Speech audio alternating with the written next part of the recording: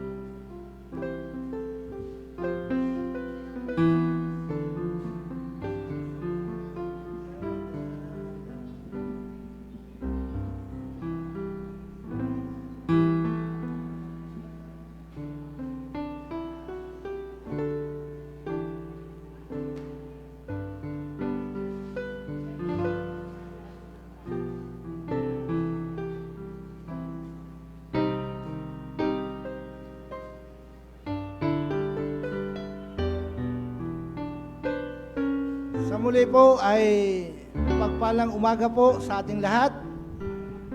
Kayo po ba ay handa nang humarap sa Panginoon? Amen.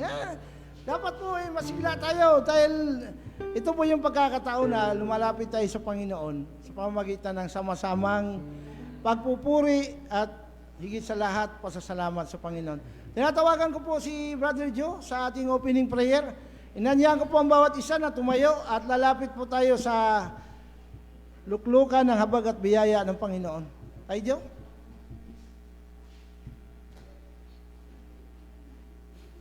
Magandang umaga po sa lahat. Pray po tayo.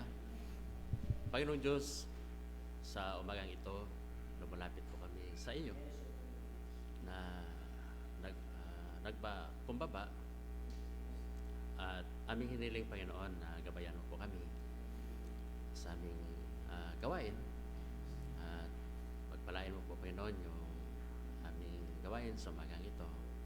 Tulungan mo po kami, bigyan mo po kami ng karunungan. Kung meron kang, Panginoon, makita na kasalanan, masakwan sa aming puso, ikaw na po, Panginoon, yung aalis. Ihanda mo po yung aming sarili sa pagpakinig, Panginoon, sa iyong salita. At tulungan mo po kami, Panginoon, na lumago at magkaroon ng bukas na pag-isip at puso, Panginoon. Ito po yung lahat aming idadalangin po sa iyo. Mga pinarahin sa ngalan ni Jesus. Amen.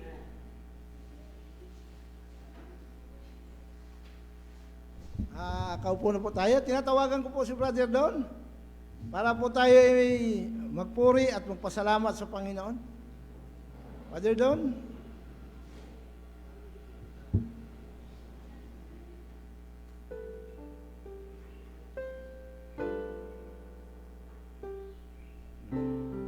Salamat po, kapatid. Thank you po.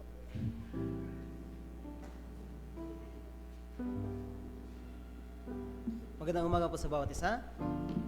Magandang umaga po sa bawat isa. Inaanyahan ko pang bawat isa na tayo po ay magsitayo at tayo po ay umawit ng isang masiglang awitin na pinamagatang Just a Closer Walk with Thee. Just a Closer Walk with Thee. Yan. Sabi nga dito, tayo mga nakakaalam sa pag-ibig ng Diyos at sa Kanyang katapatan, meron tayo dapat na isang desire. Similar desire. At ano daw po yon? That is to walk closer with God. At ang awiting ito ay nagpapaalala sa atin na dito sa mundo, tayo ay mahina at madali tayong matentasyonan. Pero, kaya nga ang bawat isa sa atin ay dapat maghangad na lumakad na malapit sa Panginoon dahil siya ay malakas at siya ang ating Diyos at gagabay sa ating buhay. Kaya awitin natin, Just a Closer Walk with Thee from verse 103. Awitin natin on the first stanza now. See, I am weak, but Thou art strong. Jesus, keep me from all wrong. I'll be satisfied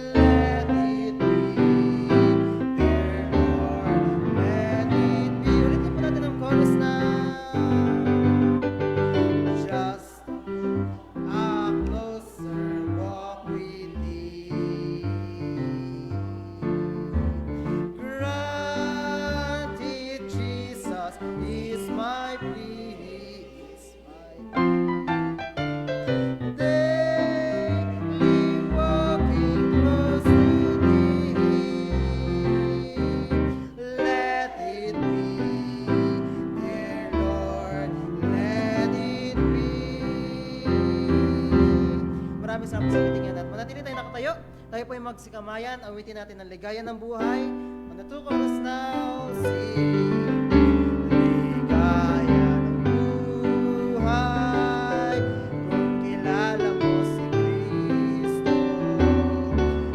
Ligaya ng buhay, kung siya'y mananubos mo. Mapaguhin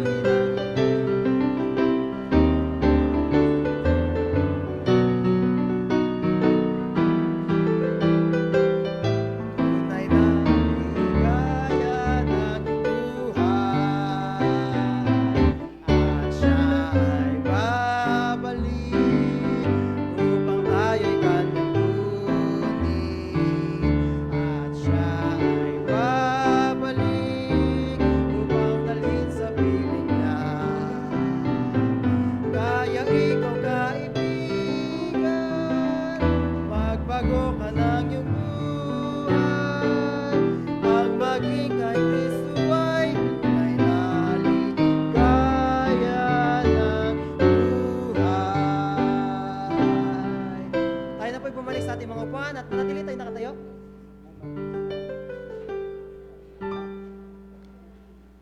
Tayo po'y manatili nakatayo at tumawit po tayo ng panguling awitin na pinamagatang Jesus, keep me near the cross. Bigyan mo kami ng push. Pero awitin lang po natin ito ng acapella from 1st hanggang 4th stanza.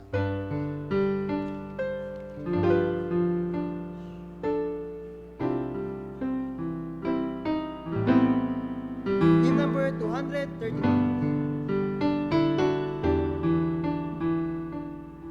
Tayo po yung magsitayo. Awitin natin ang Jesus, keep me near the cross. Pero awitin natin ito ng acapella na. Acapella po. The first stanza now, sing. Jesus, keep me near the cross. There's a precious fountain, free to all, a healing stream flows from Calvary's mountain. In the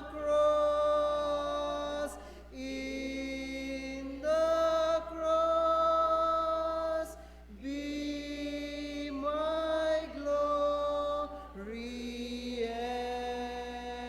ever, till my ransom soul shall find rest beyond the river. So pag-awit po natin ang second and the fourth stanza, kailangan natin intindihin ang awiting ito. It's not just a song na aawitin natin for the sake of singing, kundi aawitin natin ito with a dedication to give it to God. Ano ibig sabihin nun? Jesus, keep me near the cross. Ang hymn na ito ay isang petition para ilapit mo ako, Panginoon, sa iyong krus, sa iyong piling. Kaya sa pag-awit natin ng second hanggang fourth stanza, let's us sing it with a dedication na tayo ay may desire to come to the near on the cross of God. So second stanza now, sing. Near the cross, a trembling soul, love and mercy found me. There the bright and morning star shed his beams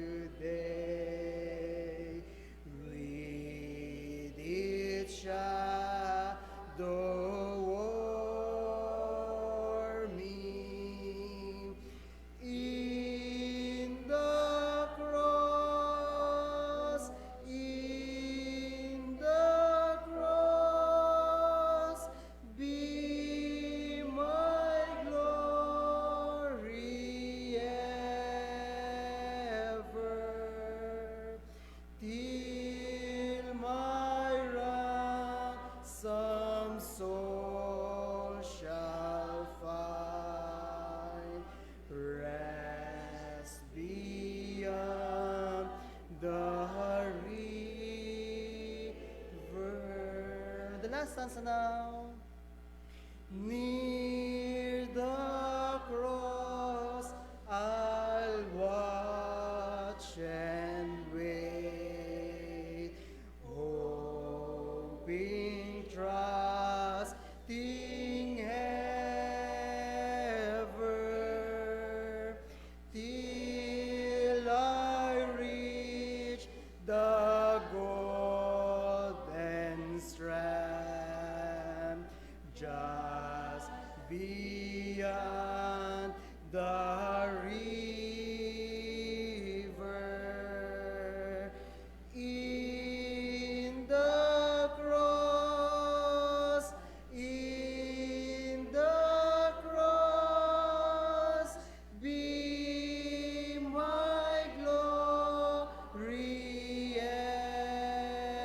ever, till my ransom soul shall find rest beyond the river. Ulitin natin sa till my ransom soul.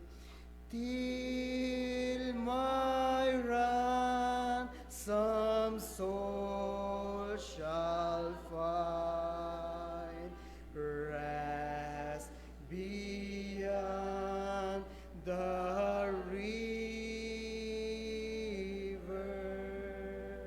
Tayo na po yung makaupo. Asan naman natili ito sa atin? Na kapag tayo'y dumating sa dulo ng ating buhay, matagpuan tayo nag-iintay, nag-watch, nag-wait, at nagtitiwala sa Panginoon. MC, please.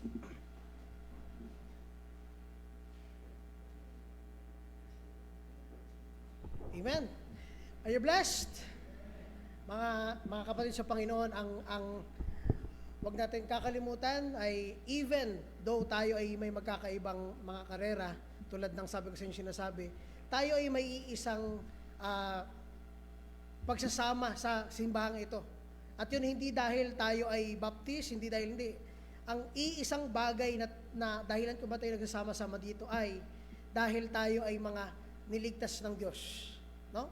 Tayong lahat ay binigyan ng awa ng Diyos. At lahat tayo, sa linggong ito, hoping, ang goal natin this Sunday ay para purihan ng Diyos. Is that the same? Sa inyong gustong gawin ngayong umaga? Sana po parehas, no? Because at the end of the day, para maging sulit ang inyong Sunday, si Kristo ang dapat papurihin. Okay? So sa ating pagpapatuloy, makanig tayo ng isang special number galing sa isang duet. No? So let's call them. Okay? Si Syra and Brother Don.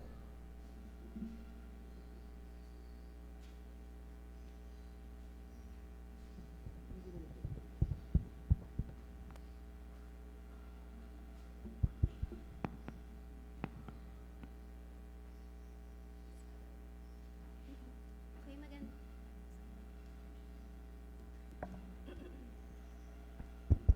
Hello po, magandang umaga po sa bawat isa sa atin. Happy Lord's Day po sa bawat isa. So, ang awitin po naming papuring awit sa Panginoon is Sometimes We Wait. Isa tong napakagandang awitin po na sobrang na-bless din po ako. Kasi mostly sa mga kinakanta po natin, syempre about God and napaka-uplifting po talaga yun. And isa din sa mga kailangan pong marinig natin is an encouragement, especially for those who are waiting. Kasi lahat tayo, di ba, naghihintay sa mga bagay-bagay sa buhay po natin. For example, simple lang, naghihintay ng jeep, naghihintay ng career, naghihintay ng promotion, naghihintay na gumraduate, di ba, naghihintay na maging permanent. So, those things, kailangan nating magkaroon ng pananampalataya sa Panginoon. Especially sa waiting period po kasi kailangan talaga yung matinding faith sa Panginoon. Ano po? So, yun. And, ayun. Okay, sige po. So, habang inaayos pa yung sa technical, alright? Ayun. So, sabi po dito, actually, relate ko na po yung naging devotion ko po last time. Sa Psalms 121, sabi po doon, ang Panginoon ang ating keeper, ang ating preserver, ang ating protector. So, minsan may mga pinagpipray pala tayo na hindi pa binibigay po sa atin ng Panginoon kasi hindi pa niya time. May ginagawa pa siya. He's still at work. He's doing something para maging best yun para sa'yo. So, kumbaga, huwag nating mamadaliin yung mga bagay-bagay. Katulad po ng ginawa, di ba? Na-mention ni Pastor dati, sobrang na-bless din po ako sa preaching ni Pastor about kay Sarah. Di ba? Pinangakuan na siya ng Panginoon, magkakaroon siya ng anak. Pero, gumawa pa rin po sila ng sarili nila, self-will. O gumawa sila ng paraan kasi parang natagalan sila. Pero hindi nila alam, 5 chapters binilang ko. 5 chapters lang. Siguro, 3 chapters sana yun kung hindi tayo nakagawa ng kasalanan or di pa siya nakagawa ng kasalanan. But still, nandun po yung yung paalala sa atin na when we wait, we have to have 100% trust and faith sa Panginoon. So, yan po. Sometimes we wait. But okay.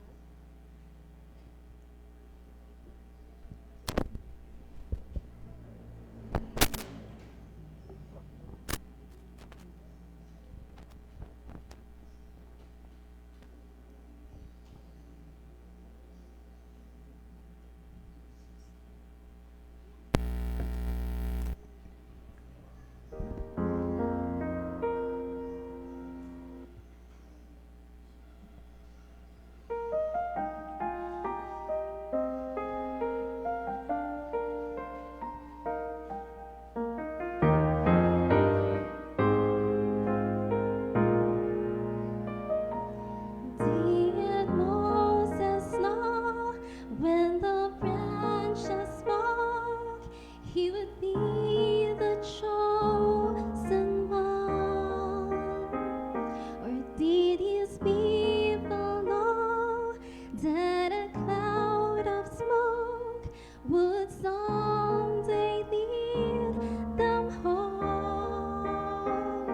Sometimes God will speak through a bush of flames or pillars in the sky.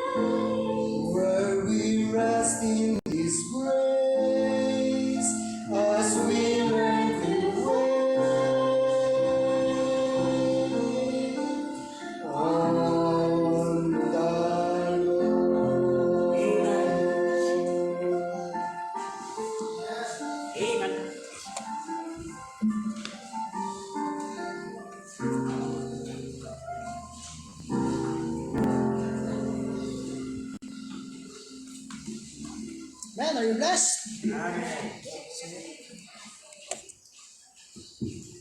Amen. At tama yung sabi dun sa awitin that we rely on God, no? That we wait on the Lord. Huwag natin kakalimutan mga kaibigan at mga kapatid, tayo po ay nasa ilalim lamang ng grasya ng Diyos. Okay? So, now as we proceed, let's call the choir para sa kanilang special number this morning, Render Nothing Between. At ito po ay explain ni Brother Don. Choir please.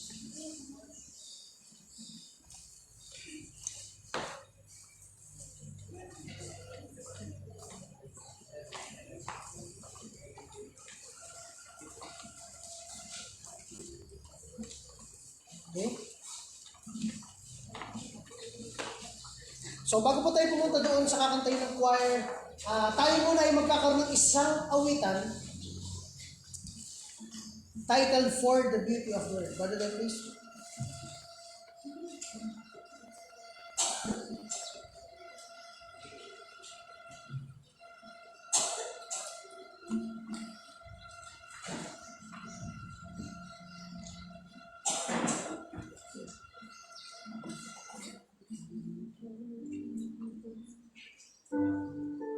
Magandang umaga po muli sa bawat isa. Bago po umawit ang choir, iniyahan ko po ng bawat isa na kayo ay sumabay sa awiting For the Beauty of the Earth. Tayo po ay magsitayo at awitin natin ang first hanggang fourth stanza. For the Beauty of the Earth. Sabi nga 2 Peter chapter 1 verse 3, according as His divine power hath given unto us all things that pertain unto life and godliness, through the knowledge of Him that hath called us to glory and virtue. For the beauty of the earth.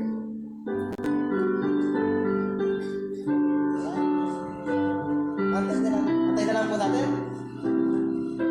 Awitin natin ang first stanza na See for the beauty of the earth, for the glory of the skies, for the love which from our birth over and around us. Goes now, Lord of all the deep we raise, these are of grateful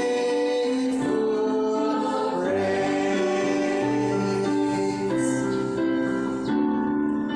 For the wonder of His shower, all the day and all the night, here and vale, street and flower, sun and moon and stars alight.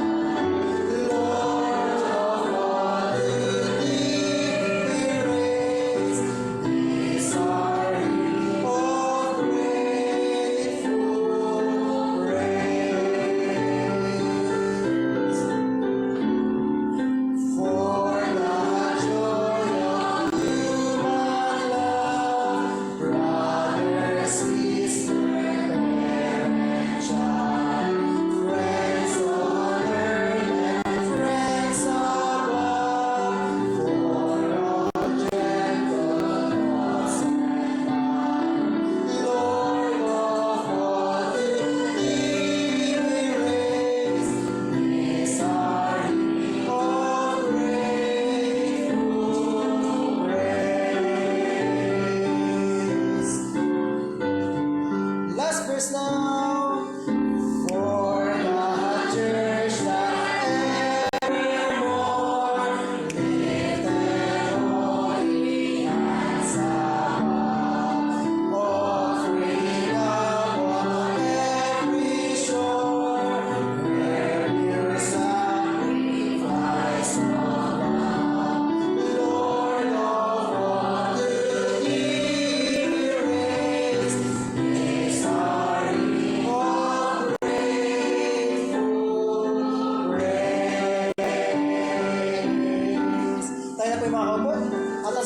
awitin ng choir ay pinamagatang Nothing Between My Lord and My Savior.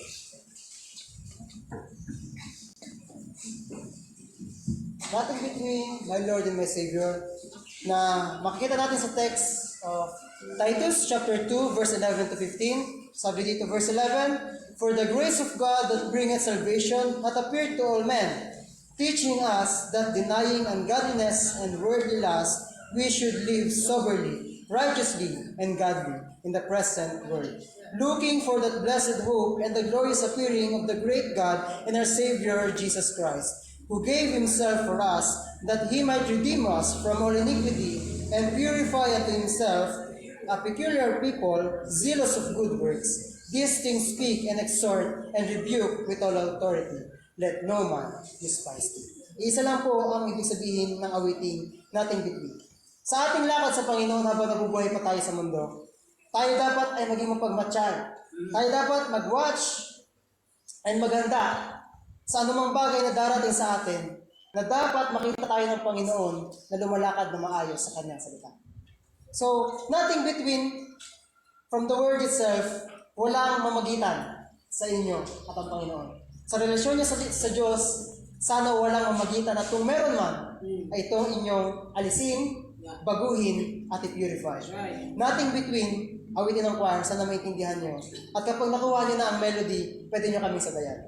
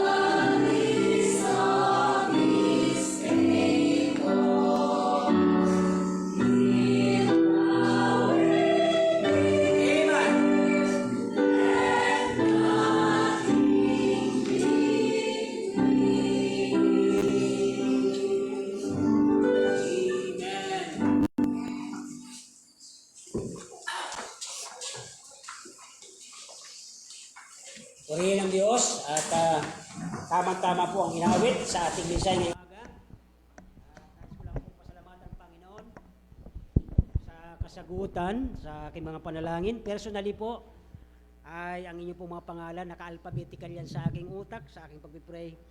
At isang blessing ko ay sinagot ang aking panalangin sa isang pamilya na kung saan ay kahit ako doon nag-aalala na hindi sila sanay sa ganong kalagayan, pero sinubukan nila sa pananampalataya ang Diyos. Amen?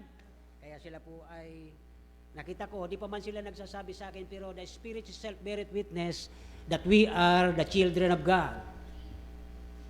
Ano yung kagabi, ay nagising ako alas 2, nagulat ako nagising ako alas 2, at habang nagbabasa ako doon sa, nire-review ko ang ating mensahe ngayong umaga, nakita ko doon sa buhay ni Abraham, yung inawit kanina, yung paghihintay, and nothing between God and me. Kaya dumarating ang pagpapala doon. At salamat po sa mga tao na ginagamit ng Diyos para gumanda ang gawain niya. Di ba kayo naninibago sa paligid natin? May bahid ng dugo ng Panginoon ang mga halaman natin. Kaya ito po'y halamang Kristyano talaga.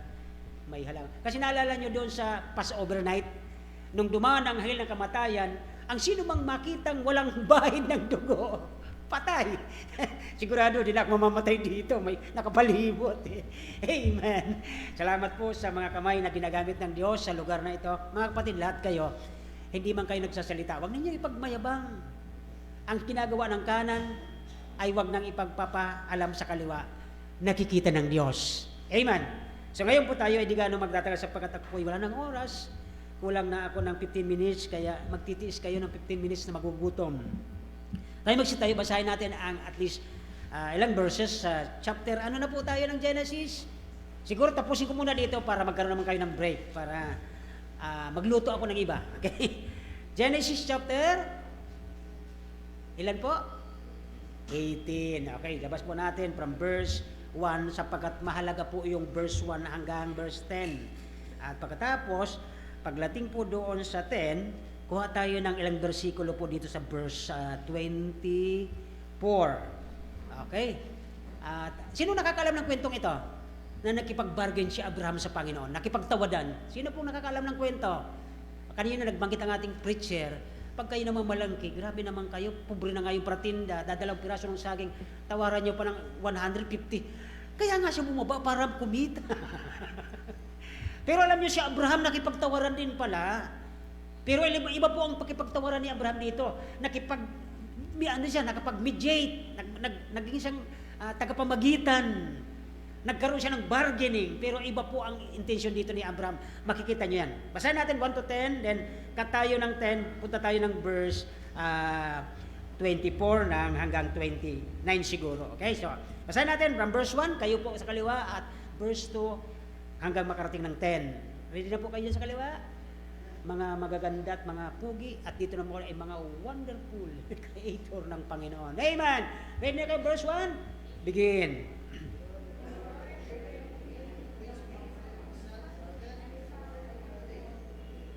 Para maunawaan natin, dahan-dahan lang po, nasabay-sabay para maunawaan nila. Verse 2 na po kayo. Unawaan niyo maganda. Ito na po ang verse na pinakamaganda sa akin. Verse 2. And he lift up his eyes, and when he saw, he ran, okay? And bowed. Ang ganda nitong verse na ito. Verse 3. Tandaan niyo po yan, mga verb na yan. Verse 3. And he said, my Lord, thy servant. Ito na po yun, kung kayo ngayon nag-iisip at medyo maganda na ang buhay ng katayuan ninyo, at sabi niyo, kaiba ako sa inyo, iba ako, paborito ako ng Diyos, nagyayabang tayo doon. But the favor of God ay hindi ganon. Okay, next verse na po kayo. He fetched. Gumagawa siya, no? Di ba? Ang bilis niya pagdating sa Panginoon. Nakakanawa ba, mga kabataan? Nakikita niyo po ba ito, Pagdating sa gawain ng Diyos, ang bilis niya gumawa. Hindi yung gigisingin. Ay, nadulas na naman ako. Next verse. Okay.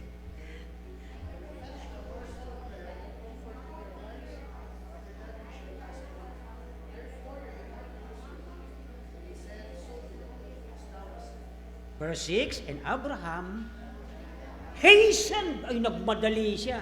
Okay? Di ba? Mabilis. And needed. Biruin nyo yan mga kapatid. Ang isa palang mananampalataya pagdating sa Panginoon, pagdating sa service yan, express eh. Hindi yung inuutusan pa, tatawagin pa. Next verse po kayo. And run. Ay grabe.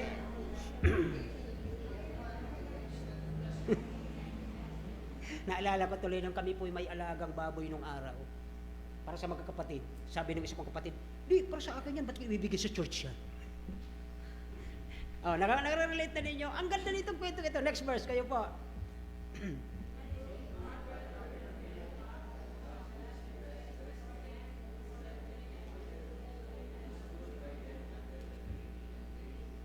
Okay, next.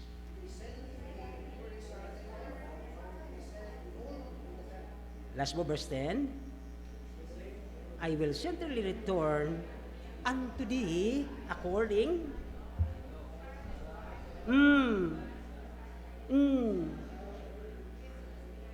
Di ba? Yung mga nagpipray tayo matagal, akala natin wala, pero alam nyo, magpatuloy lang kayong magtiwala, manampalataya sa Diyos. Ang Diyos ang makapangyarihang magbibigay. Okay? Talon po tayo ng verse 24. Ito na po yung pagtatawaran, pagbabargain. Okay? 24 hanggang 29 siguro. Okay na po ulit. Verse 24. May 15 matuwid. Susunugin mo ba, Panginoon? Sabi ng Panginoon, hindi. Next verse na po. Kayo na. 25. To slay the righteous with the wicked, and the righteous should be the wicked that be far from thee, shall not judge of all the earth to right. Okay, 26, 50. I will spare for their sake. Biruin niyo po yan, nang dahil po sa kukunti tayo, ang buong Pilipinas may spare. Next verse po kayo.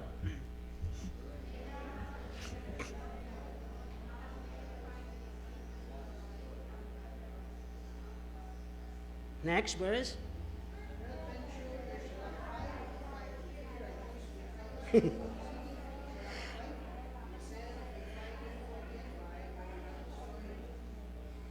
Kahit siguro kung ako parating daw, kami naman tumakatahod. Diba? Next verse po. Verse 20. Sige, next. Kayo na po. And said, it shall be 40. Dahil sa 40, hindi niya tutunawin ang Pilipinas sa galit niya sa kasalanan. Next verse, kayo po. 40 na lang, di ba? 30.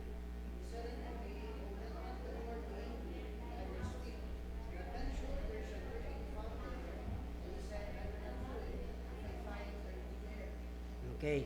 So, sa madaling salita, pagdating sa 31, kayo na po mababasa dapat, 20 na lang. Panginoon, wag po kayo magagalit, Panginoon. Isa na lang po, Panginoon, kung pwede. Kung yung pong 20, bawas ng 5, 15 na lang. Ang katotohanan po sa verse 32, 10 na lang. Bakit po? Sino ang tinutukoy doon? Pamilya na lamang ni Lot at siya. Okay na po? Nakuha na natin. Tayo po'y manalangin. Nagilang Diyos, salamat po sa umagang ito. Salamat po na kayo ang Diyos namin, sumasagot sa aming pangangailangan. Kayo po ang nagbibigay, kayo makapangyarihan kung ano ang aming kailangan, iyo pong binibigay, kung ano pong panalangin ng bawat isa, na kahit ito'y kunti na lamang, katulad ni Abraham, nakiusap siya, Panginoon, kung mayroong 50, pero kung paano kung mayroong na lamang 10, Panginoon, tugunawin niyo pa rin po ba ang aming lugar? Hindi, dahil sa 10 matuwid at mananampalataya at matapat sa Panginoon, ay bibigay niya ang kanyang pagpapala, ang kanyang blessing, at ang kanyang patnubay. Salamat po sa umaga ito, Panginoon. Marami kaming mga kapatiran nagdadaan sa bigat ng problema, ng testing ninyo upang makita nyo kami kung talaga kami magpapatuloy dahil binigyan nyo kami ng pagpapatuloy sa pananampalataya. Wala kaming kakayanan para magpatuloy, kundi ikaw lamang, Panginoon, ang tumutulong sa amin dahil sa iyong kapangyarihan. Salamat sa umagang ito. Maraming salamat po sa pagpapalang dumating sa aking mga kapatid, sa aking mga panalangin. Pagpalain niyo po sila ng husto, Panginoon, maging ang mga hindi pa po nabibigyan ng iyong pagpapala at grasya. Tulungan niyo kami ngayong umaga, kayo Banal na Espiritu magturo, mag-guide, mag-teach sa amin sa pangalan ni Jesus. Amen. So, pag-uusapan natin ngayon ang tungkol sa istorya ni Abraham. Okay? Okay ba kayo kung ipigil ko muna dito ngayong Sunday? Tatlong side o tatlong klase ang makikita natin dito. At sana po umabot ako sa oras. Marami sa loob ng ito, mayroon ditong iba-iba ang tinapos, iba-iba ang posisyon sa opisina, iba-iba ang career pagdating sa pagninegosyo, may magaling, may medyo middle, at medyo nag-uumpisa. Kumbaga sa akin po, halimbawa ako, mayroon sa aking iba-ibang pagkatawag. Pwede nyo akong tawaging asawa ni Sister Emma. Pangalawa, pwede nyo akong tawaging papa ng mga anak ko. Pwede nyo akong tawaging anak ng tatay ko na nandun na sa langit. At pwede nyo akong tawaging brother, kasi Christian kayo, Christian din ako. At ang panghuli, pwede nyo akong tawaging pastor, kasi ako ang nag-o-office dito bilang pastor. At panghuli, bilang kaibigan o friend. Ano man ang panawagan ninyo, ano man ang mayroong dala-dala kayo sa inyong buhay ngayon, kayo man ay mga di kampanilya, kung ano man ang inyong mga careers na tinapos, at kung ano man ang inyong pinupurso ngayon, yan po ang inyong pagkakakilanlan. Diyon kayo nakikilala ng ibang tao, di ba? Mayroon namang mga taong pagkakilala sa iyo. Naalala ko ito si Pastor Daria, although nandun na siya sa piling ng Panginoon. Nung nakausap ko, ay si Pastor Daria, diyan ka? Ay malang buot siya to. Pwede kang makilalang ganon, di ba? Malang buot na tao yan to. Ito ngayon po ang buhay ni Abraham sa ating niyang binasa. Okay? At dito, ay bawat isa sa atin mayroong field na pinangahawakan, nakilala tayo talaga doon. Halimbawa, isa kang may tindahan, kilala ka sa pagiging, ay mura doon bumili, doon tayo bumili, mura yun eh. Kilala ka doon. Okay? So dito, every person in this chapel, bawat corner nito, na nasa loob nito, mayroon tayo pong kanya-kanyang side sa buhay natin. Ano kaya itong tatlong side sa buhay ni Abraham na dapat nating nakikita sa bawat isa sa atin? Pasin yourself, Delta. Ito po ay hindi ako maninirmon, kundi ipakita ko sa inyo ngayong araw kung anong uri na Kristiyano, mananampalataya, tagasunod ng Diyos, itong si Abraham. May nabasa kayo doon sa verse 1 and 2, ang sabi niya ay, nakakita ako ng favor sa mata mo, Panginoon, bilang iyong servant. Okay. Sino po sa inyo katulad ko, nung ako'y nakakilala sa Panginoon, sabi ko, Panginoon, huwag niyo na akong tawaging anak. Ako po'y alibugha, tawagin niyo lang po akong alipin. Sino po ngayon ang ganito ang pagkakilala sa ating sarili? Bilang alipin ng Diyos. Ay, salamat. At least 2-3 kami. Okay. Ganon po dapat ang tingin natin sa Panginoon. Kasi bakit po? Kapag ang tingin mo sa Panginoon ay kaya mong utusan, ikaw ang boss, ang Panginoon ang servant. Tama? Kaya tayo po ang dapat gagawin natin, Lord. Nakikiusap lang po tayo. Dito, ay i-reveal po sa verse na ito natin, at titingnan natin, kayo po mismo makakakita, kung anong klaseng side ng buhay ng isang servant, tagasunod, nakakakilala kay Kristo, tagasunod ni Kristo, Kristiyano. Kaya nga Kristiyano kasi may Christ sa puso niya. Anong klase ang pagkakilala sa iyo ng mga tao sa bahay mo, sa kapitbahay mo, at sa pinagtatrabahuhan mo. Number 1, from verse 18, doon natin makikita ang ministeryo o ang trabaho ng isang servant na si Abraham.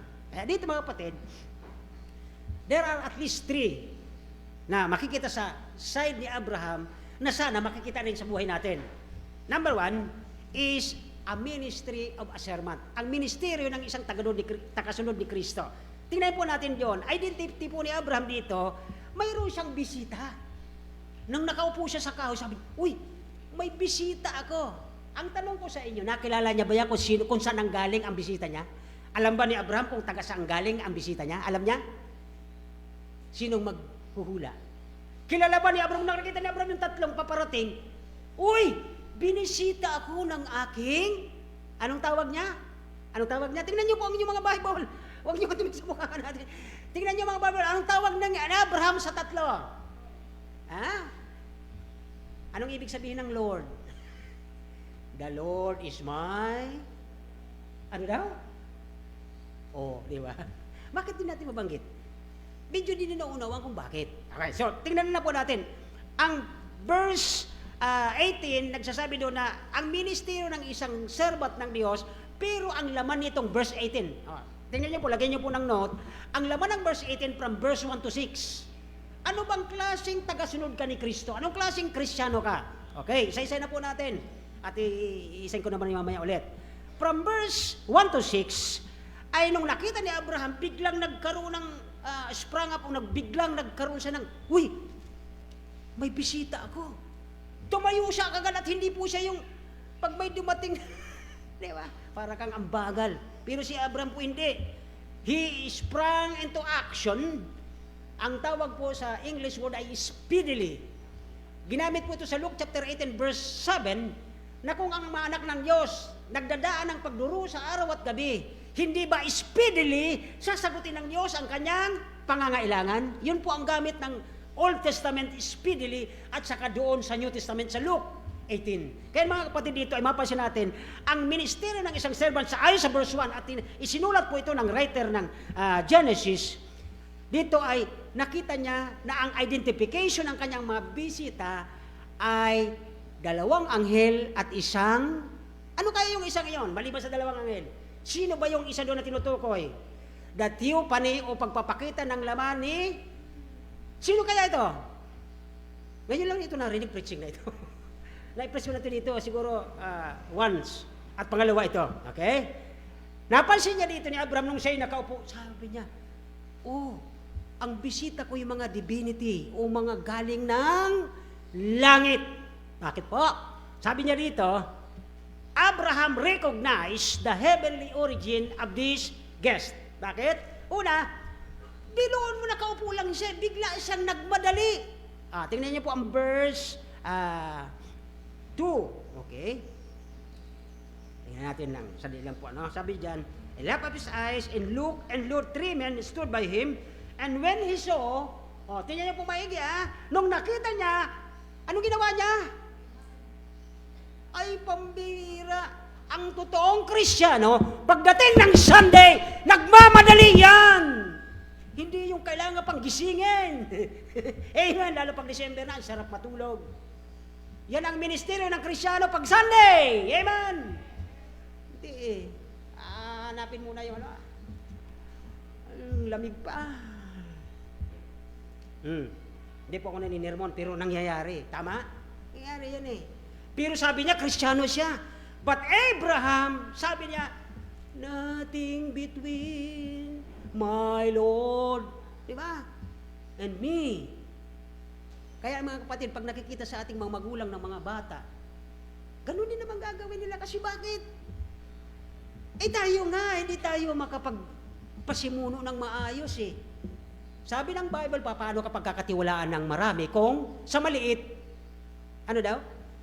Hindi ka mapagkatiwalaan. So dito po ay, maliban doon na siya nagmadali, he sprang into action to serve.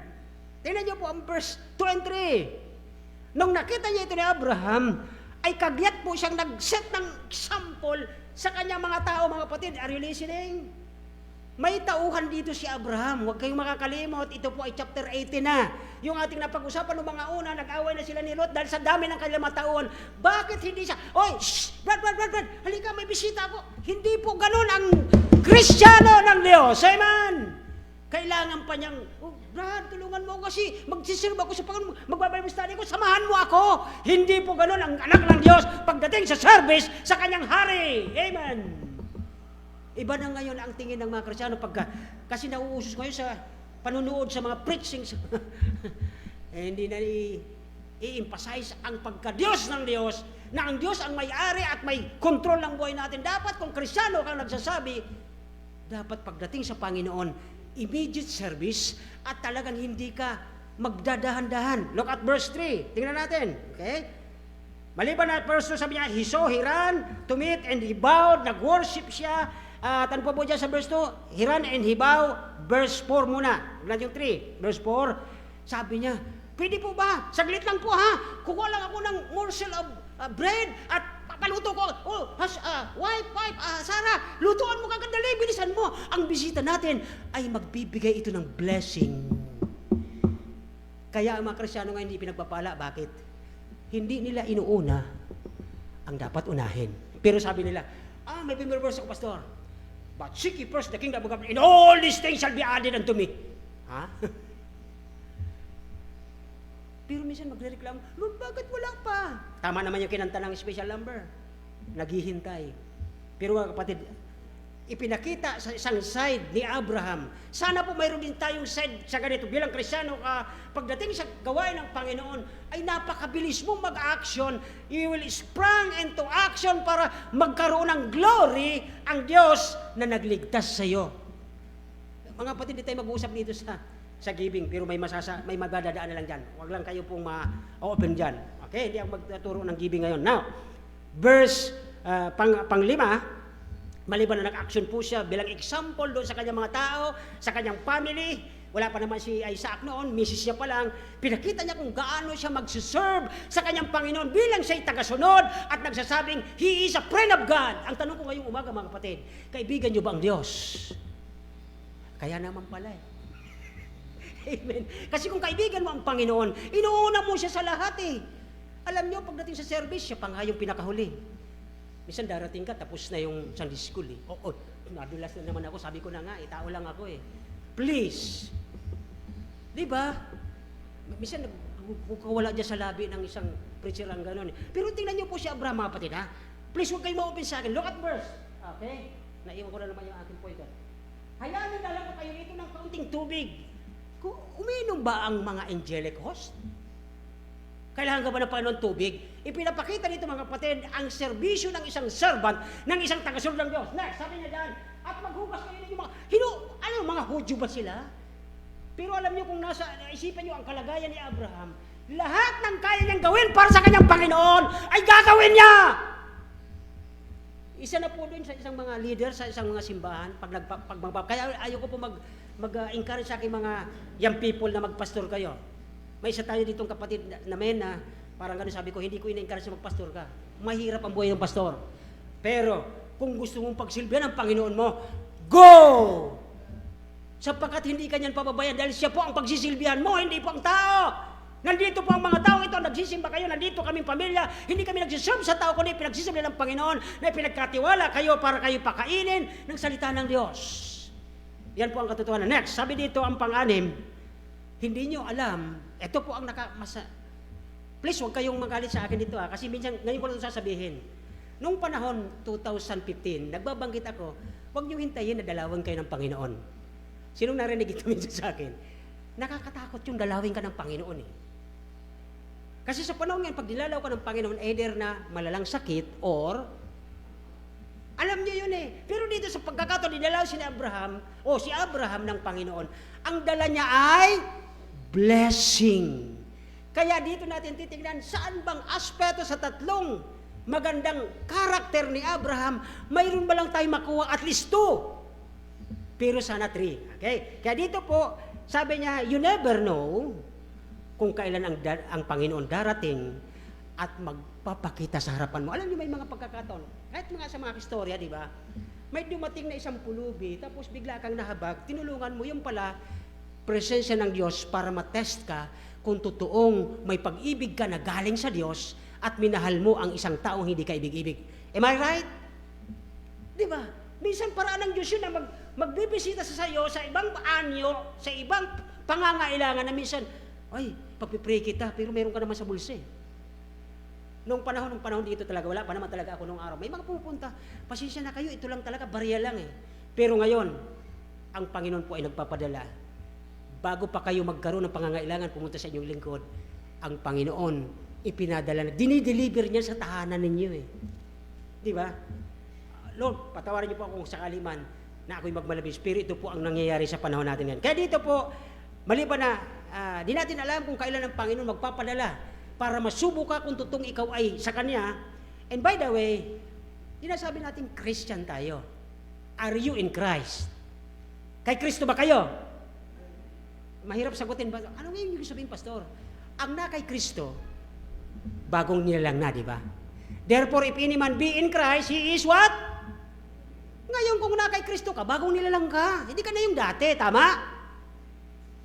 Mapag-ipon ka ng sama ng loob, makita mo yung dati mong kinasama ng, ito ka na naman, dito ka na dadaan. Hindi ganun ang nakay Kristo na, amen! Ang nakay Kristo na, wala na po yan. Tama po ba? Bakit kay pastor, minsan di ba? Kaya nga po araw-araw, sabi kanila ni Sunday School, araw-araw may kaaway tayo, may kagira tayo araw-araw. Yun po yung ating self. Okay, next.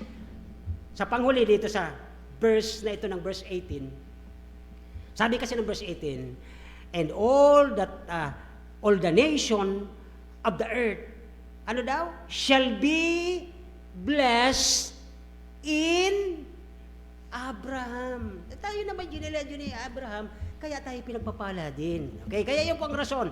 At pagdating sa ministry ng servant na ito, ay siya po'y napakabilis.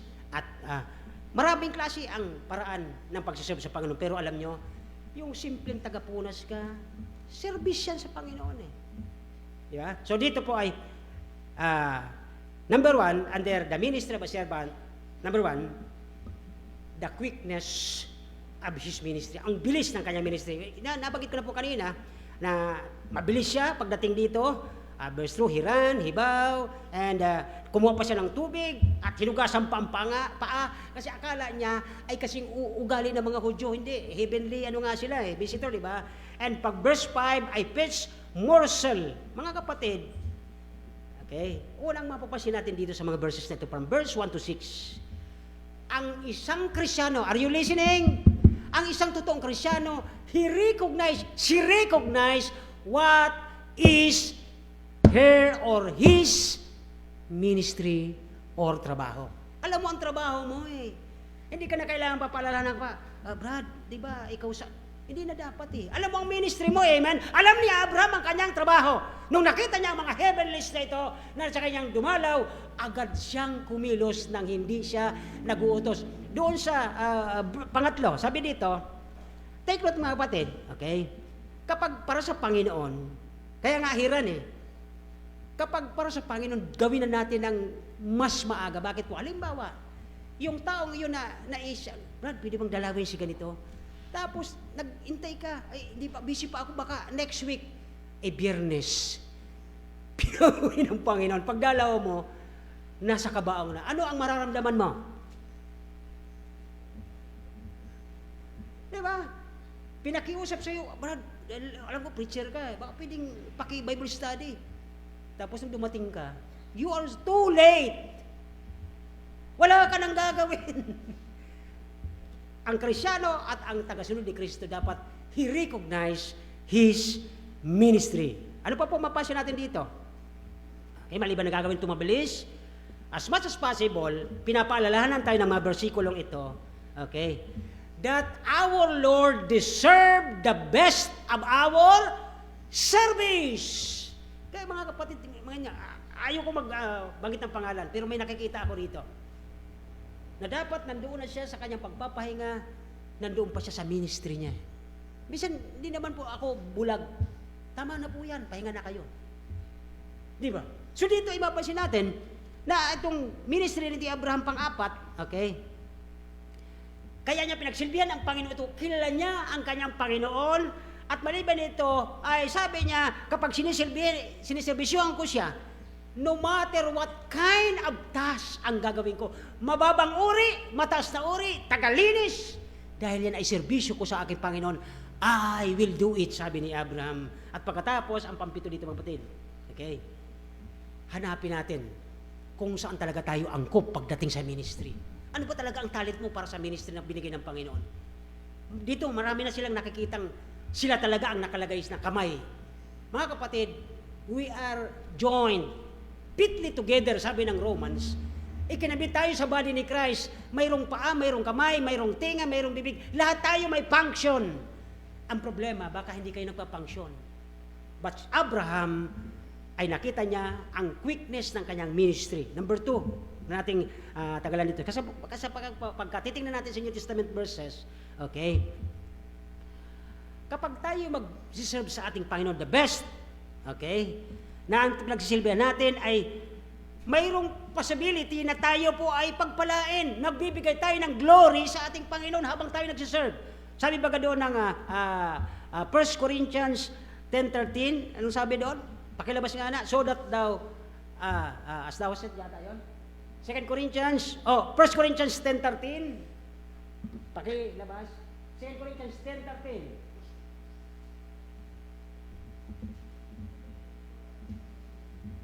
Okay.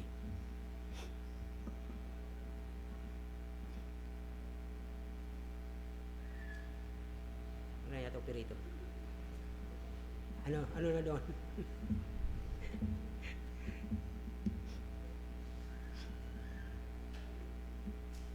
Ito yung nagbibigay ng glory sa Panginoon bawat ginagawa natin. Okay? 13.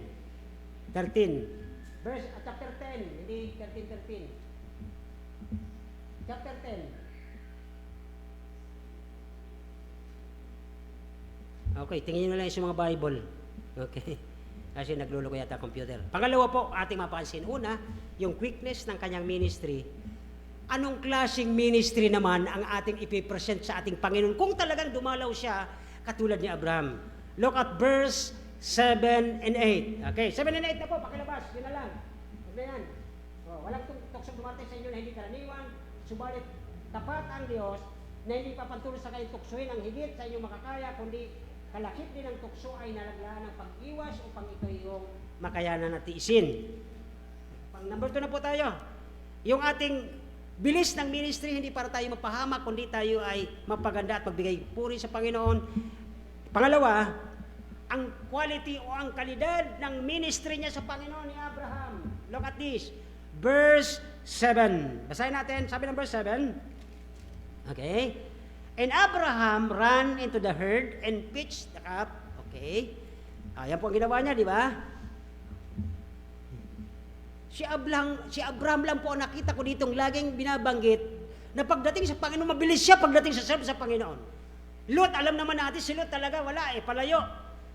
Pinapakita kay Lot ang iyong malayo, ang puso sa gawain niya sa Diyos at backslider pa. So, maliban na siya sweep in his service to the Lord, okay, hindi sa kanyang sariling negosyo, hindi sa kanyang sariling pagkakakitaan, kundi mabilis pagdating sa Panginoon.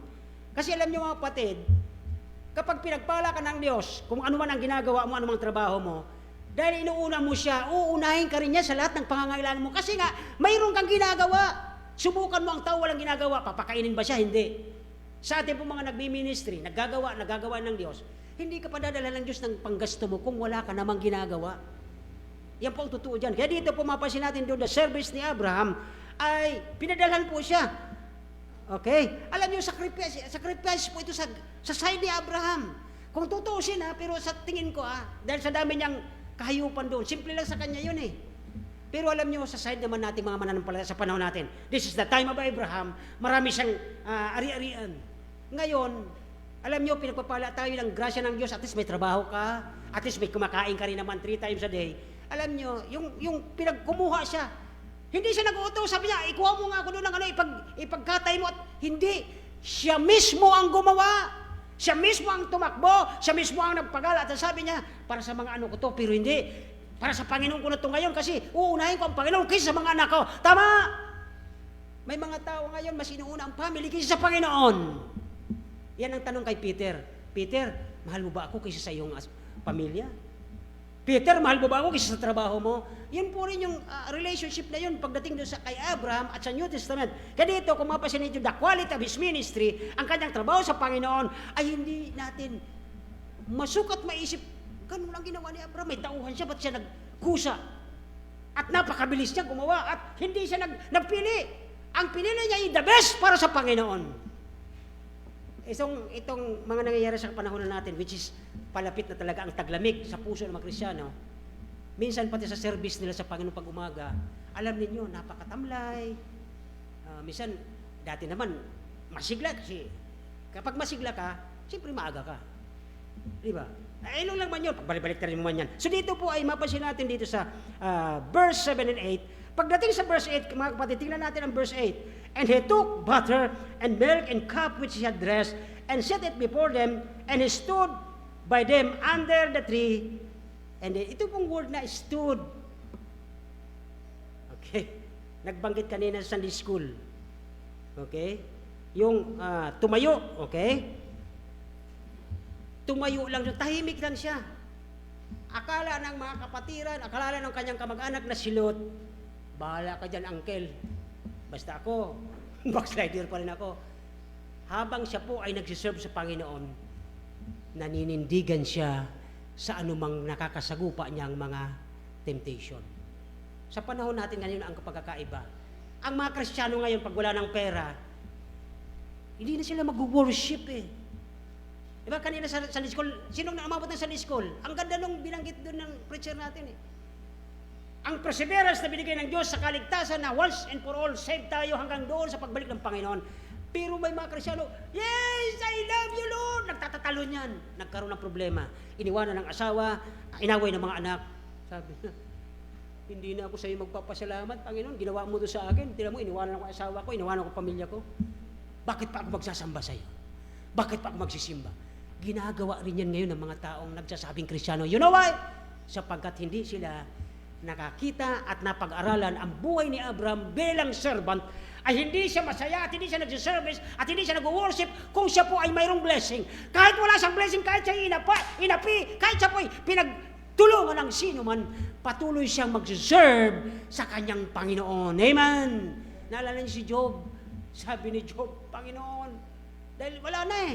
Tinakwila siya ng asawa niya, sabi niya, isumpa mo na Diyos mo, tiruan mo, namatay yung mga anak natin, lahat ng ating ari-ari, nasunog, lahat ng mga anak natin namatay, tapos ikaw, puro ka pabukol, isumpa mo na, sabi niya, oy babae, hubad ako nang galing sa aking Panginoon, hubad akong babalik, sabi niya ganyan, nasa harap ng kanyang asawang, hindi mananampalataya, sabi niya, Panginoon, do you slay me, patayin mo man ako, Panginoon, patuloy akong magsasamba sa iyo. Yan ang totoong tagasunod ni Kristo at hindi yung mga gaya-gaya sa panahon ngayon nakapanood lang sa TikTok ng kung ano-anong magandang preaching, akala niya Kristiyano na siyang matapat. Hindi sila katulad ni Abraham na kahit anong mangyari, siya po ay personal, magsiserve sa kanyang Panginoon at tuloy-tuloy siya kahit walang sumasama sa kanyang tao niya. Miski si Sarah, napasin nyo, from verse 7 and 8, wala si Sarah sa tabi niya. Are you listening? Nandun siya sa likod ng mga bisita niya, naghihintay siya, Lord, ano pa pong ipapagawa nyo sa akin? Amen! Yan ang binabanggit ko sa inyo mga men. Na tayo bilang mga waiters ng Panginoon, Lord, anong ipagagawa nyo sa amin sa araw na to? Amen po ba? So, next, tingnan natin mga the quality of His ministry. Hindi nyo kaya, kung totoong Kristiyano ka, nandun na ba tayo sa isang side pa lang? Okay, sa isang side niya dito ay sabi niya, ay the quality of His ministry.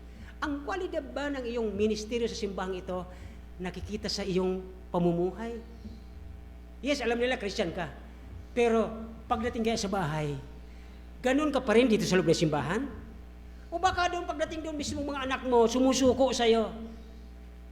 Kaya may sa mapapansin nyo, may mga kabataan ngayon na nagsisimba na ganyan eh. Bakit kaya? Di ba? Ayun na kaming mga nagsundo at mayroon kaming bagong recruit na taga-sundo, yung anak nila isa, sinama ni Kagawad. Sabi ng kausap ko, isang pastor talaga, ang hirap ngayon ng mga bata, pagsabihan. Totoo. Kaya magtulungan tayo mga kapatid. Dito po, Abraham stood, at nabak habang kumakain yung kanyang bisita, andun siya, Lord, ano pang anda siya, naghihintay siya, ano pang iutos mo, Panginoon? Sa bahay mga kapatid. Hindi ko alam. Iba-iba tayo. Pagdating natin sa bahay, pag galing tayo sa labas, pagdating sa bahay, anong ginagawa mo una? Pag-upo mo, Lord, may papagawa po ba kayo? Dapat ganun eh. Anong unang pinagagawa ng Diyos sa atin? Lumuhod ka, Lord, papagawa mo ba sa akin? Ipag-pray ko sila. At dito po, sa pangatlo kung aabutin ko pa, yun po ang ginawa niya sa kanya ministry. Kaya, biblisan ko, kaya sabi ko sa inyo, maganda sana ito. Wala akong oras. Now, ikakat ko na. Okay? Itong binabagit ko kanina, nakatayo siya sa likod. Wala si Sarah, wala ang kanyang misis. Andun siya, kumakain na yung kanyang magbisita, nandun pa rin siya hindi ko alam kung anong hawak niya. Baka pwedeng pinggan, baka pwedeng pichel.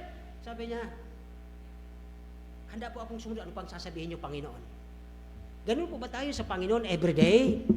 Pagkagising niyo, Lord, ano papagawa niyo sa akin? Maliban sa dati kong ginagawa, sa aking trabaho, sa aking pag-aaral, sa aking pagmamandate, sa aking pagtuturo, Lord, ano pang ipapagawa niyo? Yun po ang napansin natin dito sa verse 8. Sabi diyan, and he took butter and milk in cup with his dress and set it before them and stood, underline the stood term.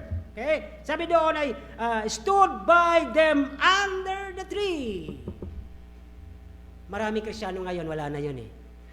Pagkatapos na mabigyan na siya ng kanyang hinihingi sa Panginoon, okay na ang buhay. Bahala na kayo dyan. Basta ako, tapos na, binigyan ako ng Panginoon ng gusto ko. Lord, thank you.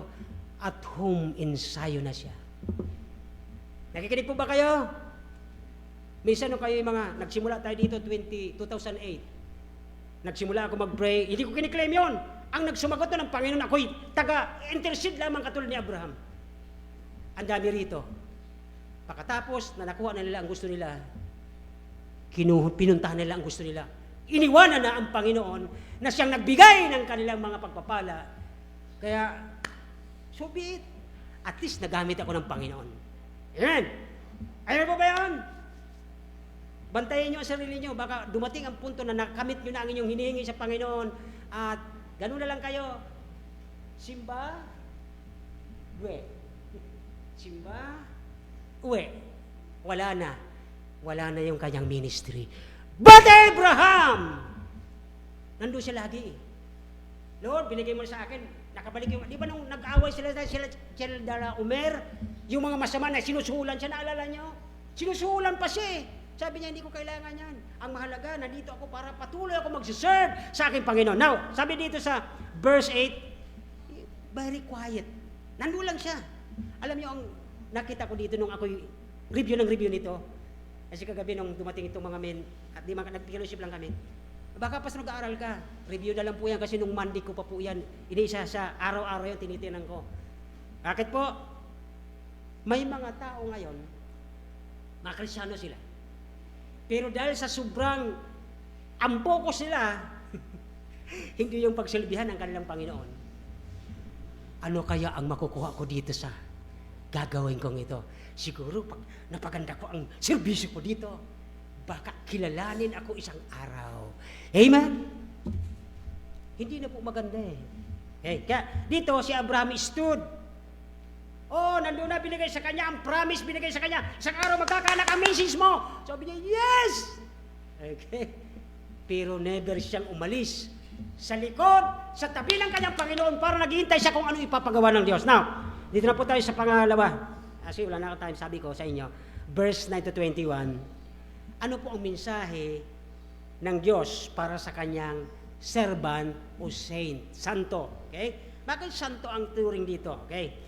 Ang mensahe po dito ay para sa isang binago ng Diyos, para sa isang dilinis ng Diyos, para sa isang anak ng Diyos, para sa isang kaibigan ng Diyos. That is Abraham. Sino ba ang nilinis ng Diyos? Tayo. Sino ba ang binago ng Diyos? Tayo. So, Abraham is a friend of God. Pwede ba rin tayo maging kaibigan ng Diyos? Pwede. Now, tingnan po natin. Verse 18 and 19, sabi doon, okay, ang faithful service na ginawa ni Abraham sa kanya, okay, ay ginawa niya ito para ma-reassured ang pagiging papa niya at mama ni Sarah. Okay? Kasi nandoon ang promise sa verse 18 and 19. So, nagkaroon ng affliction dito, ng kaalaman si Abraham, na si Abraham ay may nagdadala, he possessed the caliber of a servant na siya ay naniniwala at patuloy na naghihintay kung anong iutos ng Diyos. Hindi po siya nag-asusub ng kanyang kaisipan. Sa dito mga kapatid, from verse na ito, okay, sa verse 19, nagtiwala si Abraham sa Diyos at sumunod ng walang alinlangan. At dito po sa pangalawa ni sa verse 19, He will command His children. Wala pa dito si Isaac. Nangangako pa lang ang Diyos. Ito po yung mga para makita natin lesson sa atin sa panahon ngayon. Totoo ka bang talagang tagasunod ni Kristo? Hindi mo pa nakikita ang bunga na pinagpapagalan mo ngayon. Are you listening? Tayo mga magulang, nagpapaaral tayo at ang Diyos ang nagpapatapos yan, hindi tayo. Okay? Hindi pa natin nakikita ang kahantungan nila. Dapat ngayon pa lang ipaalam na natin sa kanila that you are a servant of God. Dapat ang unang magkikinabang ng kapurihan, hindi tayong family, kundi ang Diyos na nagkaroon ng pagliligtas sa atin. Hindi na po maiwasan yon bilang mga tao. Mga Kristiyano, tao lang din naman eh. Minsan pag nakita medyo maayos yung family, Lord, thank you. Pero nadadala siya nung limelight, yung pagiging sikat. Huwag natin pong dalhin doon. Sapagkat si Abraham ay napansin po yan from verse, na ito po, from 19 and 4. At dito ay pinapakita ang larawan na si Abraham ay ipinakitang banal ng Diyos. Bakit po? Tingnan niya po ang verse 15, 19 to 15. Ang mensahe tungkol sa pagkakaroon ng anak ay ibinigay ito bilang promise paulit-ulit kay Abraham from verse chapter 17 hanggang 18 hanggang 19 po inuulit-ulit yan. Kaya dito ay kumapansin natin mga kapatid. Ako'y malala, matatapos na ako. Kinat ko na ito eh. Okay? Nung time na marinig ni Sarah ito, lalo na ni Abraham, siya po ay natuwa. Siya yung nagpasalamat. Tingnan niyo po ang verse 14. Okay? Sabi ng verse 14, okay? And as anything too hard for the Lord, minsan natawa pa kay Sarah dito, di ba? Sabi ni Abraham sa isip-isip niya, Lord, totoo, bibigyan mo ako ng anak? 100 years old. 100 years old plus 90. Mismo sila nagdududa, sabi niya, Panginoon, 100 years old ako, 90 yung misis ko.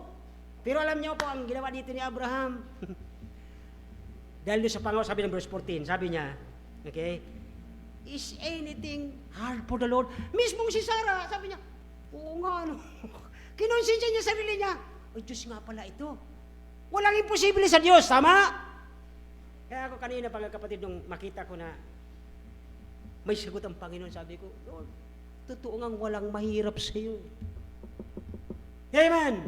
Naniniwala ba kayo na ang Diyos ay hindi kayang abutin ang ating pangangailangan? Minsan hindi naiintindihan ng karamihan niya bakit ang pag-akala nila ang buhay Kristiyano, pag masaya lang. Pag may problema sila at parang nakikita lang mga anak nila nagugutom, hindi na ako magsisimba, hindi na ako magpupuri, hindi na ako magtitiwala. Hindi po ganun ang buhay Kristiyano. Amen! Hindi po ganun. Kaya dito po ay mapansin natin, okay? Take note, ang episode sa buhay ni Abraham dito sa chapter 18 na ito, ipinapaalala sa atin that God knows everything. Alam ng Diyos ang ating pangangailangan. Bago ka pa humingi, bago ka pa umiyak, alam na ng Diyos yan. Di ba sabi ko last Sunday, inilatag na ng Diyos, ready na niya, lahat yan ay gagawin niya. Naka-ready na yan. Ang gagawin mo lang magtiwala at sumunod. Trust and ang ginawa natin. Anong trust and obey? Gusto ko sa kaliwa. Dito ko gusto eh. Sabi naman naman, ay, anong trust and obey? Gusto ko dito eh. Kaya napapahamak. O basahin niyo pang Joshua. Alam niyo ang member verse yan. This day, di ba? Huwag kayong kakaliwa, huwag kayong kakaliwa sapagkat haba ang buhay pag sumunod ka sa Diyos. So dito po ay, Old Testament kasi ang ating narrative, di ba? Pinag-uusapan natin. Now, dito po ay, there is nothing, okay, hide in the eyes of God. Okay? Alam naman natin lahat ito. Now, isa pa, ang sikreto ng kasalanan kasi, di ba? Isang paraan. Kaya mga kapatid, sabi ko nga sa inyo, hindi lang naman po magulang nagkakasala, mga bata din. Ganito yan. Okay? Sa isang family, sa church na lang, para mas maganda. Sa church, ganito, buo tayo. We are one in Christ. Pag isa sa inyo nagkamali, sa isang may cancer. Di ba? Pag may cancer ang paa mo, anong gagawin ng doktor? Anong gagawin ng doktor sa paa mo? Para hindi kumalat ang cancer. Paano kung hindi niya alam na may cancer siya? Aakyat ng aakyat, patungo sa lahat yan, mauubos ang kanyang katawan. That is the church. Kaya iwasan po ninyo. Lahat naman tayo tao lang nakakamali. Pero iwasan kung maaari. Sapagkat dito, everything under the sun, alam ng Diyos. He knows, alam niya, at about me, about you, alam ng Diyos yan eh. At ito po ang pinakamatindi. Alam ng Diyos ang motibo mo. Pwede mong pakita sa amin na masayang-masaya ka, ay, good morning, Pastor, ngiti-ngiti ka, pero deep inside, ay mayroong bakante. Wala ang Diyos sa puso mo. Amen? So dito po ay, alam ng Diyos ang motibo natin, at mga sikreto ng kasalanan. At alam ng Diyos yan. Kaya dapat meron tayong 1 John 1:9, He is faithful kung tayo ay matapat na hinga ng tawad at nothing hidden in His eyes. Kaya dito po, at puputulin ko na at sapat oras na, 16, 17, 18 hanggang 21, ang mensahe tungkol sa syudad. Tingnan niyo po nito. Ang sabi kay Abraham ng Panginoon, okay, ano ang relationship ulit ni Abraham kay Panginoon niya? Siya ay kaibigan ng Diyos. Siya ay matapat sa Diyos. Siya ay servant ng Diyos. Ano po ang kalagayan natin kay Kristo? Tayo ay kaibigan ni Kristo. Tayo ay servant ni Kristo. Hindi tayo servant ni pastor. Sino ba yan? Di ba? Pare-pares naman tayo servant. Ang pagsisilbihan natin ng Panginoon. Amen!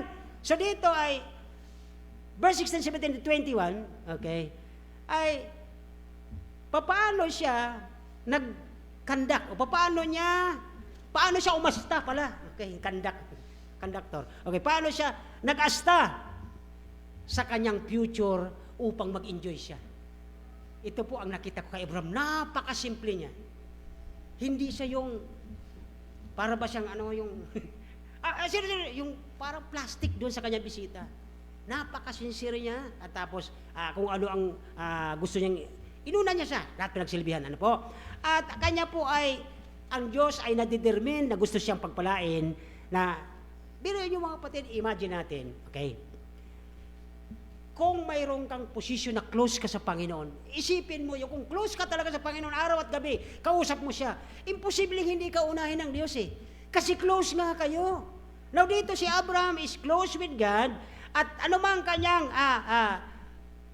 dikta ng kanyang puso dito gagawin niya ay iniibig sabihin bilang siya kaibigan ng Diyos, sabi ng James 2:23, and the scripture was fulfilled with what which said to Abraham before God, and it was imputed unto him righteous before he was, di ba? So dito po ay napakaganda ron na bago pa pala siya nag-perform ng mga ritual, di ba, yung pagpatuli na yon sa mga Hudyo, ritualist nila, bago pa siya gumawa nun, matanda na siya, nung ginawa niyang ritual na yon, he was justified, siya po ay pinawalang sala, siya ay matuwid sa mata ng Diyos, sapagkat inunan niya ang Diyos na pinagsilbihan bago ang kanyang sarili. Nakuha na po ba natin? So now, dito na po, jump na tayo sa next, ay maliban sa message about the city, ay dito natin makita ang last, okay? Panghuli, 22 and 23. Ang mediation ng anak ng Diyos. Ito na po ang trabaho natin. Sa tingin ko, ito ang dapat nating ma-adapt. And which is, ako nga hirap eh. Minsan, alanganan ang gising ko, minsan 3. Kaya nag-a-alarm ako, ay eksakto dapat ang aking pagpipray para synchronize tayo lahat. Sa gabi, minsan naglalapse kami, pero continual po. Now, sabi ng verse 22 and 23, ang sabi po dito, ay, okay, lumipat na din ang aking Bible. Layo na. Okay, 22 and 23.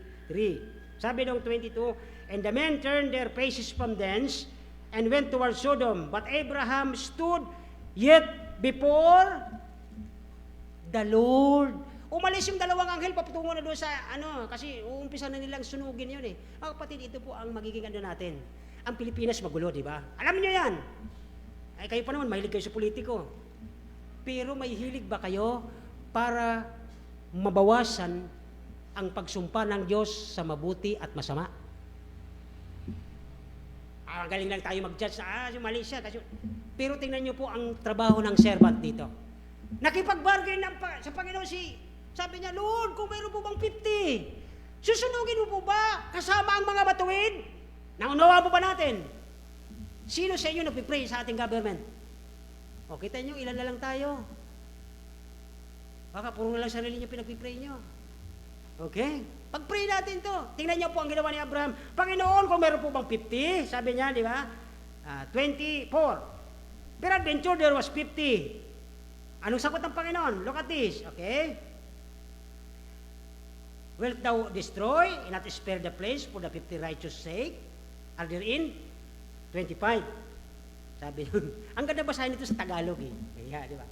25. Malayong gagawa ka ng ganito, Panginoon. Alam ko, you are patas ka. Diyos ka ng righteousness. Alam ko, hindi mo gagawin niya na papatayin mo yung righteous. kasamang masama, righteous ang Diyos eh. Matuwid ang Diyos. Next, sabi niya daan, anupat ang banal na katulad sa masama, malayo mangyari yan. Di ba gagawa ng matuwid ang hukom ng buong mundo? Next verse, tingnan niyo po. 26, at sinabi ng Panginoon, ito yung sagot niya. Okay, kung makatagpo ako ng 50 banal sa loob ng bayan, patatawarin ko ang buong lugar. Ilan tayo ngayong umaga? Sigurado ba tayo lahat? Banal tayo dito. Amen! Yun ang hinahanap ng Diyos. Yung kabanalan ng bawat isa na hindi kayo nagsisimba dahil papakita mong banal ka. No! Nakikita ng Diyos ang puso mo kung gaano ka kalapit sa Kanya, kaya papakinggan niya ang iyong panalangin. Amen. Next verse. Sabi doon, 27. Sumagot sa Abraham, Panginoon, mangangahas na po ako. Mga kapatid, dito nyo mapapasin recognition ni Abraham sa kanyang Lord. Alam nyo ngayon mga tao pang, Lord, gusto ko bukas dumating yung hiningi ko kasi mapapaya ako sa bus ko. Ha? Ganyan ka mag-utos sa Diyos mo? Anong klaseng nilalang ka? Hindi na Diyos ang nakikita dito eh. Siya na ang Diyos-Diyosan.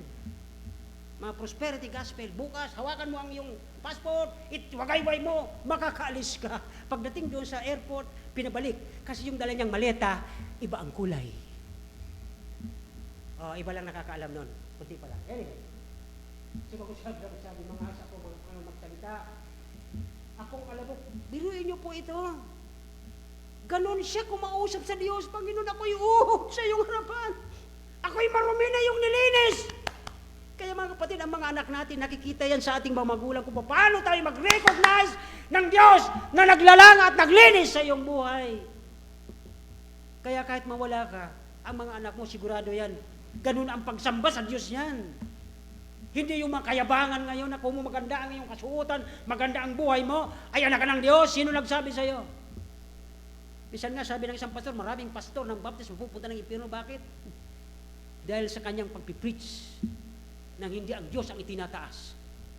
Alam nyo, hindi dahil sa akin, ganda ng, napaganda ko to eh. Alam mo sa church namin, doon sa church ko, kailan naging sa'yo ang church? Di ba? Ngayon, yung ating mga pamilya, minsan naangkin natin yung anak ko. No! Ang anak natin ay pahiram ng Diyos. Sang araw iwan ng kanyan, babalik kayo mag-asawa. At kapag yan ay hindi mo naturuan sa Panginoon kung paano mag-worship yan tuwang umaga at hapon, hindi ka makakasigurado accurate katulad ni Abraham. Now, next verse. Kaya dito mga kapatid, alam niyo ang kwento, ang pakikiusap ni Abraham doon nakita ang kanyang kabutihan sa pagiging matuwid. Sabi niya, daw po banal, alipin mo ba ang buong bayan dahil 5 kulang. Sinabi niya, hindi ko nilipulin. Mabait ang Diyos. Pero tinan niyo po ang next. 27. 45 na yan. Okay, ang susunod niyan ay 40. Okay. Ayan mo na. Dito na tayo sa Bible. Okay. Nasa 40 na tayo. Okay, verse 29. And speak unto him yet again and said, peradventure, there shall be 40. I will not for the 40's sake. Verse 30. Verse 30, yan. Pagkatapos sinabi yung huwag sanang, mga kapatid, tingnan niyo po ito.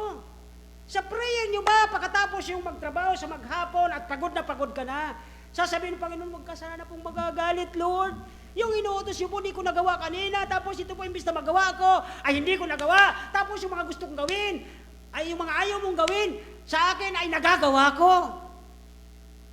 Ang bihira na ganyan ng mga Kristyano ngayon eh. Pagdating na pagod na, higa. Look at this. Kung sakaling may matagpang doon at sinasabi niya, hindi ako gawin kung makatagpo ako. Huwag sanang magalit ang Panginoon. That's the word. Yan ang word ng servant. Next, ano na pong verse tayo? 31. At ang sabi rito ay hanggang sa marating ng verse 32. Mga kapatid, sa 10. Pangalanan niyo kung sino ang 10 tinutukoy ni Abraham. Sino ito? Ha? Oh, para sa information ng lahat. Sino ang 10 tinutukoy ni Abraham? Kasi ang 2 silang mag-asawa. Sino ang 8? Ha? Are you listening? Oh, ayan, nagbibilang ng mga Sunday school teacher. Mag-asawang Lot at misis niyang unsaved, di ba? 2. Yung kanyang manugang plus yung 2 niyang anak. 6, plus yung dalaga niyang 2, 8, plus Abraham and Sarah, ilan? 10. Therefore, pamilya lang ni Abraham ang pinagpipray niya. Ang dami rin mga Kristiyano sa panahon ngayon, ni kanyang kamag-anak, hindi niya pinagpipray dahil galit siya. Hindi siya napahiram. Anong ugali ninyo yan? Pero dito mapansin niyo mapatid, si Abraham nakipag-bargain. Lord, wag kayong magagalit. Alam kong wala dito sa lugar namin ang matuwid. Pero yung kamag-anak ko na backslider pa. Kung maaari, Panginoon, alam niyo ang misis ni Lot, isa backslider, hindi naman si mananampalataya eh. Pero alam niyo, in-spare sila para lang. Alam ng Diyos ang pinapakiusap natin. Alam niya yun eh. Alam ng Diyos na ang sinasabi ni Abraham ay ang kanyang pamangkin. Sabi niya sa anghel, yung 2, kung bakit pinapunta na, oy, punta niya doon kayo matulog. Bago pa sumikat at tumubo ang unang ng bulkan na yan, hila muna ang mag-aanak. Naintindihan niyo na po, ang problema itong misis ni Lot ay talagang hindi naman Kristyano, naghinayang sa kanyang mga pautang. Mukhang ito isang 5-6. O lending. Lending ba yun? Ama yun? Sabi nga, pag hinihila siya ng anghel, yung lending ko, ang laki mo, senta mo. Inabot siya ng sumpa ng Diyos dahil ipinag-pray na nga siya, pinagsikapan na ni Abraham na makapag-bargain sa Diyos. Pero talagang hindi mananampalataya ang tao yan. Tayo po'y magsitayo at tayo magtatapos. Hari nawa, ang lesson ngayong umaga, kayo ba'y totoong servant ng Panginoon? Na mas pinalahalagan nyo ang inyong relasyon sa Diyos kaysa sa mga bagay-bagay. Ipag-pray ninyo ang mga kamag-anak ninyo hindi pa mananampalataya. Or, katulad ni Lot na backslider, pag-pray ninyo, malapit na eh. Andyan na yung mga signs, andyan na yung mga kaguluhan, andyan na yung mga giyera, andyan na yung mga bulkan, andyan yung pang-aagaw ng teritoryo, andyan na yung pag-aaway sa Israel. Ano pang hinihintay nyo? Only the shout and the trump sound. Yun na lang po hinihintay natin. Lagyan lang Diyos, salamat po sa umagang ito. Salamat po sa napakadang minsay, Lord. Ako po yung Aba. Hindi po ako karapat-dapat, Panginoon, na mamaragitan sa aking mga kapatid. Katulad ni Abraham na kaibigan. Pero Panginoon, nagkikiusap po kami ngayong umaga na kung sakali, Panginoon, sa aming mga anak dito na wala pa pong pagkakilala sa inyo, makita sa aming mga magulang kung gaano ka namin pinapahalagan, paano kang importante ka sa amin, Panginoon. Mas inuuna ka namin sa lahat ng bagay bago ang pagkain na dahil alam namin hindi mo naman kami gugutumin dahil nangako ka, hindi mo kami iiwanan. Pero salamat sa mga pagpapala, sa kabila ng lahat ng ito, may kasagutan ka po sa aming panalangin sa aming mga kapatid.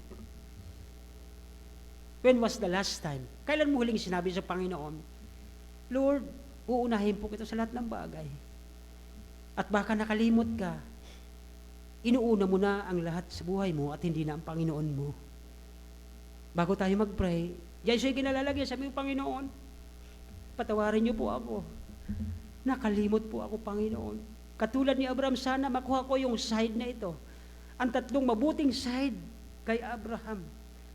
Na pagdating sa iyo, inuuna ka, nag-mediate siya sa kanya mga kamag-anak.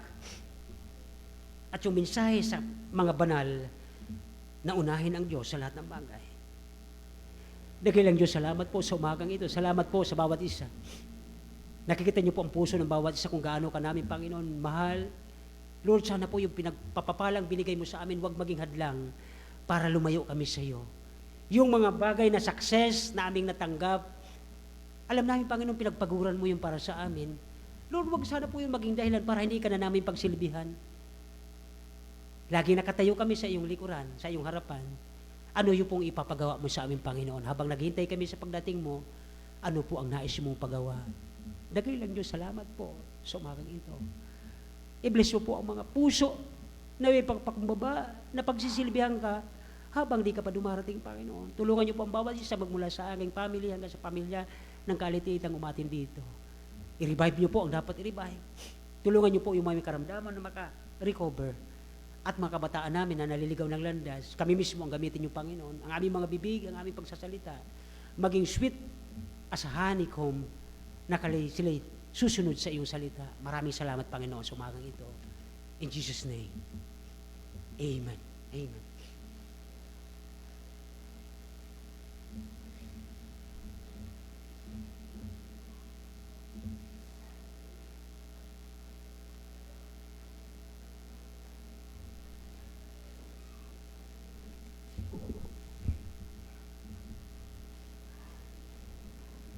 Pinagpala ba kayo ng Panginoon?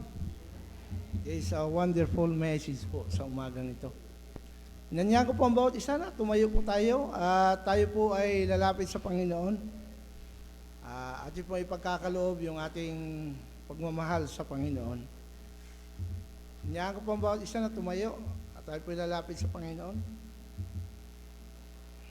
Dakilang Ama na sa langit, sa pangalan po ng inyong anak na si Jesus at pagkilos ng makapangyarihang Espiritu Santo sa umagang ito. Dakilang Ama, salamat po muli sa napakahalagang mensahe, O Diyos.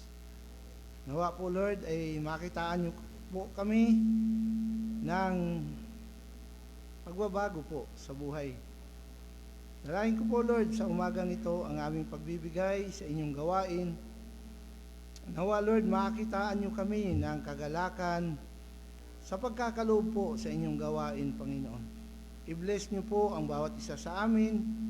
Pagpalain niyo rin po ang maiipong halaga, Panginoon, para marating po ang marami pang kaluluwa sa lugar ng kamalig, Panginoon.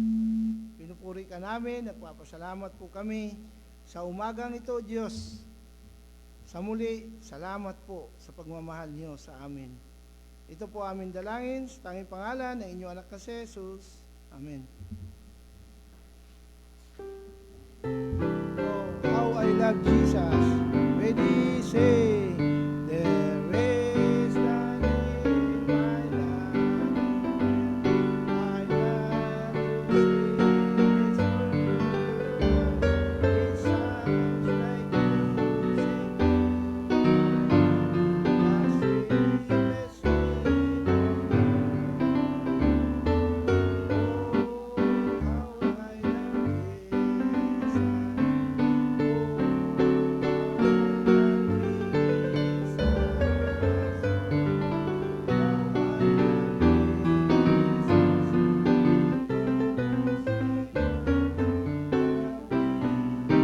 God bless po.